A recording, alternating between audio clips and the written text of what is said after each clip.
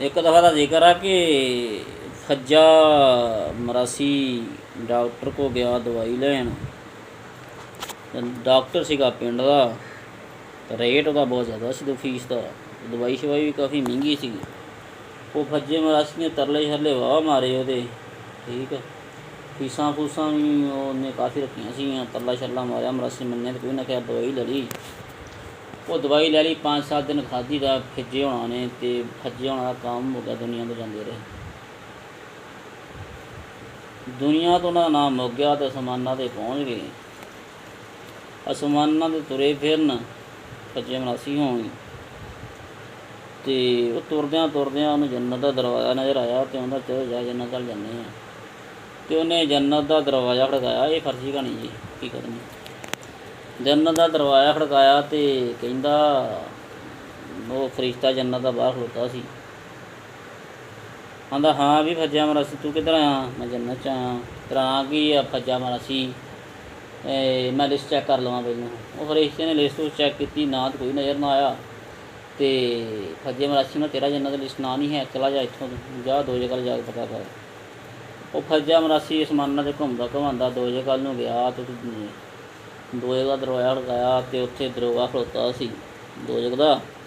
उन्होंने आंदा यार मैनू जन्नत के फरिश्ते ने भेजा, आंदा तेरा नाम उस लिस्ट में जा, देख के आ। आंदा तू अपना नाम दस दूगा? आंदा दो आंदा मेरा नाम है फज्जा मरासी। अच्छा जी, तेरा नाम फज्जा मरासी है, तो मैं देखना चैक कर ला फिर अंदर सकता। उन्होंने लिस्ट सारी खोली, जिन्ने भी दो जगह है मैंबरान, तो लिस्ट के उन्होंने फज्जे मरासी का नाम कोई ना मिला। यार तेरा तो नाम है नहीं इतने, तू इतने सैर बाहर ही कर, तो फिर जन्नत वाल जा। खैर वो फज्जा मरासी जन्नत वाल तो नहीं जाता, तुरदा फिरदा आसमाना से ही। जो आसमाना से फिंडिया होंदा उन्होंने उत्थे ना पिंड के चौधरी साहब नज़र आ जाते।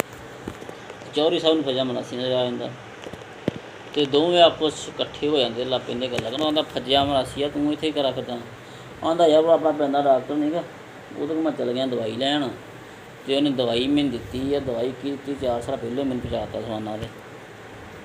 तो चौधरी आंदा मैनू यार 2 साल हो गए धक्के खांदे नूं, वो घूमया गया सीगा, ते ना मैं जन्नत जान जोगा, मैं ना दोज़ख जान जोगा।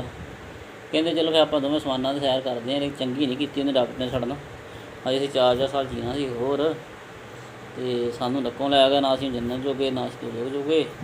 तो इस कहानी जी फर्जी कहानी है, तो ये नतीजा निकलता भी जो दवाई लैनी हो ना, आप सारे पिंडां वाले ही हाँ, दवाई पिंडों जानी भी नहीं, डॉक्टर बड़े महंगे, तो शहर जाया भी नहीं जाता। खैर हुण पिंड रात ढिड दर्द होए तो पिंड वाले डॉक्टर को जाना, शहर वाले थोड़ा जाना। लक्क दर्द करे, सिर नूं पीड़ पै गई या कोई हैजा हो गया, किहड़ी क सहूलतां हैगियां शहरां जाण दियां।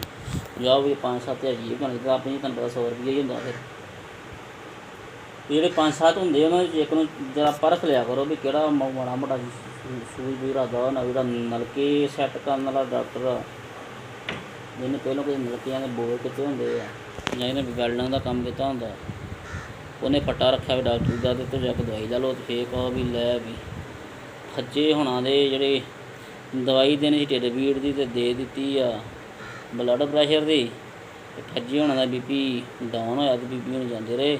ਇੱਦਾਂ ਦਾ ਕੰਮ ਨਹੀਂ ਕਰਨਾ, ਕੰਮ ਜਿਹੜਾ ਕਰਨਾ ਸੋਚ ਸਮਝ ਕਰਨਾ। ਅੱਲਾ ਤਾਲਾ ਸਾਰਿਆਂ ਦੀ ਜਜ਼ਾ ਦੇਵੇ, ਅਤੇ ਮੈਨੂੰ ਵੀ ਇੱਦਾਂ ਦੀ ਕਹਾਣੀਆਂ ਸੁਣਨ ਦੀ ਤੌਫੀਕ ਦੇਵੇ। ਅਤੇ ਬਸ ਵੀ ਆਹ ਹੀ ਗੱਲ ਆ, ਅਤੇ ਆਹ ਹੀ ਬਾਤ ਆ।